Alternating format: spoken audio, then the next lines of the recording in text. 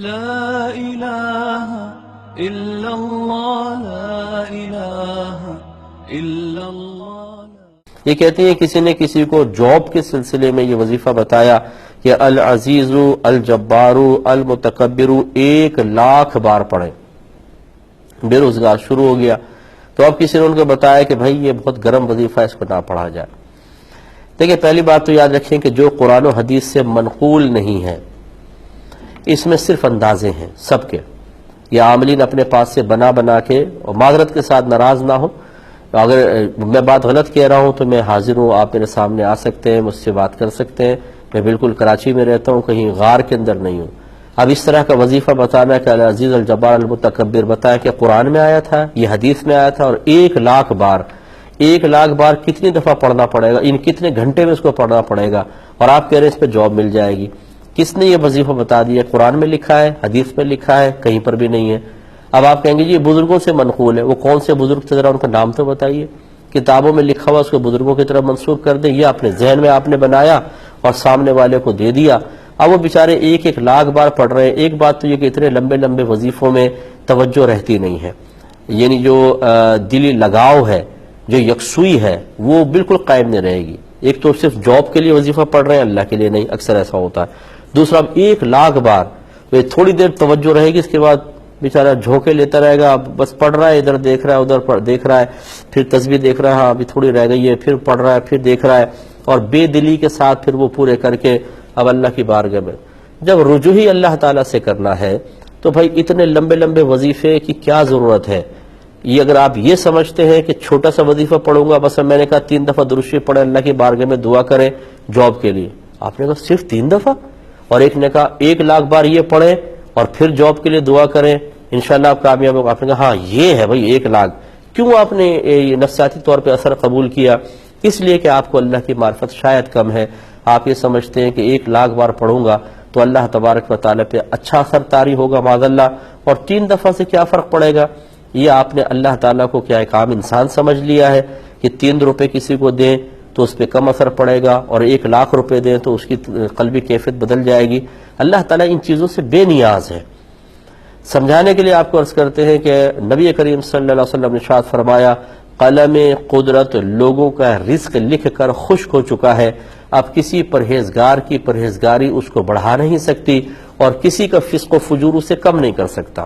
اس پہ کامل یقین رکھیں کہ ازل سے تقسیم ہو چکی ہے۔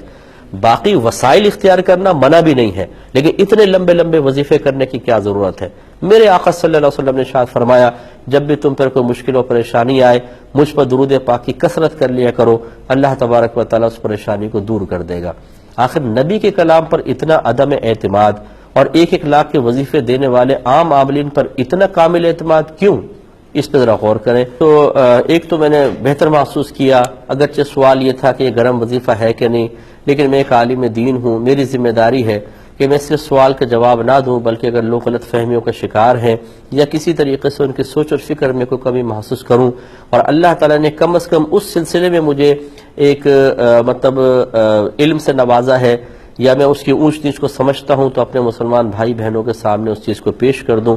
اس کو اخلاقی اور شرعی ذمہ داری سمجھتے ہوئے میں اتنا کلام اس پر کر رہا ہوں۔ تو لہٰذا میں اپنے تمام بھائی بہنوں سے گزارش کرتا ہوں جو آپ کو لمبے لمبے وظیفے بتائیں کہ جی فجر کے بعد 1,000 بار پڑھو، ظہر کے بعد 500 دفعہ، عصر کے بعد 3,000 مرتبہ، مغرب کے بعد 500 مرتبہ، عشاء کے بعد 1,000 مرتبہ، تو بھائی کہیں خدا کے واسطے اتنا ہمارے پاس ٹائم نہیں ہے، نہ اللہ تبارک و تعالیٰ اتنے کثیر مقدار میں وظیفے پڑھنے کا محتاج ہے۔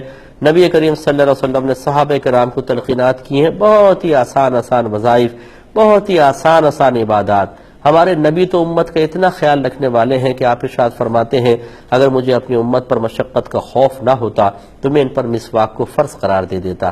ایک مقام پر فرمایا اگر امت کی مشقت کا خوف نہ ہوتا تو میں عشاء کو آدھی رات تک مؤخر کرتا، یعنی آدھی رات میں اٹھ کے پڑھتا، تاکہ تمام لوگ بھی آدھی رات کو پڑھتے، وہ بڑا افضل وقت ہوتا ہے۔ لیکن سرکار نے امت کی مشقت کے لیے ان سخت عبادات کو، ان سخت طریقوں کو اختیار نہیں کیا، نرمی آسانی دے دی۔ جب حج کا حکم نازل ہوا حضرت اقرع بن حابس رضی اللہ تعالی عنہ کھڑے ہوئے، یا رسول اللہ صلی اللہ علیہ وسلم کیا ہم پر ہر سال حج کرنا فرض ہے؟ آپ خاموش رہے۔ پھر پوچھا یا رسول اللہ ہر سال حج کرنا فرض ہے؟ آپ خاموش رہے۔ تیسری بار پوچھا یا رسول اللہ کہ ہم پہ ہر سال حج کرنا فرض ہے؟ آپ نے فرمایا کہ نہیں، صرف زندگی میں ایک بار۔ پھر فرمایا اگر میں کہہ دیتا کہ ہر سال حج فرض ہے تو تم پر ہر سال حج فرض ہو جاتا اور تم اس کو ادا نہ کر پاتے۔ یہ ہے میرے آقا صلی اللہ علیہ وسلم کا اپنی امت کے لیے رحم کا جذبہ، کرم کا جذبہ، کہ آپ چاہتے ہیں کہ کم سے کم ان لوگوں کو مشقت کا سامنا ہو۔ تو جو عبادات فرض تھیں، واجب تھیں، جیسے اب دیکھیں سفر معراج پہ سرکار گئے، 50 نمازیں فرض ہوئیں، 9 دفعہ آپ گئے ہیں اور امت کے لیے سفارش کر کے ہر دفعہ 5 نمازیں کم کروائیں تو 45 نمازیں کم ہوئیں، اور سرکار 5 نمازیں امت کے لیے لے کر آئے ہیں۔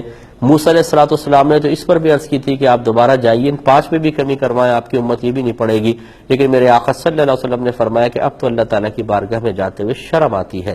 تو سرکار نے دیکھیں کتنی کمی، تو سرکار تو فرائض کے اندر کوشش کر رہے ہیں، جہاں اللہ نے اختیار دیا ہے، جہاں سفارش کا آپ کو کی اجازت دی ہے، وہاں آپ نے کمی کروائی ہے امت کے لیے آسانی، اور آپ اتنی مشقت میں مبتلا کر رہے ہیں۔ تو میں ایسے عاملین سے بھی گزارش کرتا ہوں خدا کے واسطے لوگوں کو اس طرح اتنے بڑے بڑے وظیفوں میں نہ لگائیں، وہ نہ علم سیکھ رہے ہیں نہ فرض پورا کر رہے ہیں۔ آپ ان وظیفوں کو پڑھوا کر آپ یہ سمجھتے ہیں کہ کوئی فرض پورے نہ کرے، نماز پڑھے نہ پڑھے، قرآن پڑھے نہ پڑھے، علم سیکھے نہ سیکھے، گناہوں سے بچے نہ بچے، یہ وظیفہ پڑھ دے تو اللہ تعالیٰ متاثر ہو جائے گا اور اللہ تعالیٰ ان کو جاب دلوا دے گا۔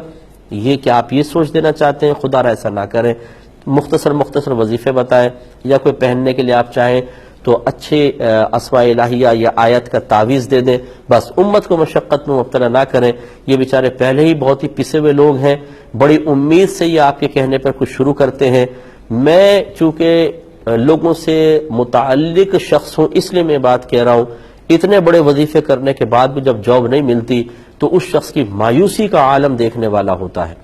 وہ بعض اوقات اتنا بدزن ہو جاتا ہے کچھ انتہا نہیں کہ اتنا بڑا میں نے وظیفہ کیا، اتنے دن لگ گئے، اتنے گھنٹے، اور نتیجہ وہی صفر۔ اب اس بیچارے کو میں کیا سمجھاؤں کہ بھئی تجھے کس حکیم نے کہا تھا کہ اتنے لمبے لمبے وظیفے پڑھو، اللہ کی رحمت بہت بڑی ہے، آپ نماز پڑھیں۔ اچھا اب دیکھیں ایک المیہ، مفتی صاحب گھر میں یہ ہے یہ ہے یہ ہے یہ ہے، کوئی وظیفہ بتا دیں۔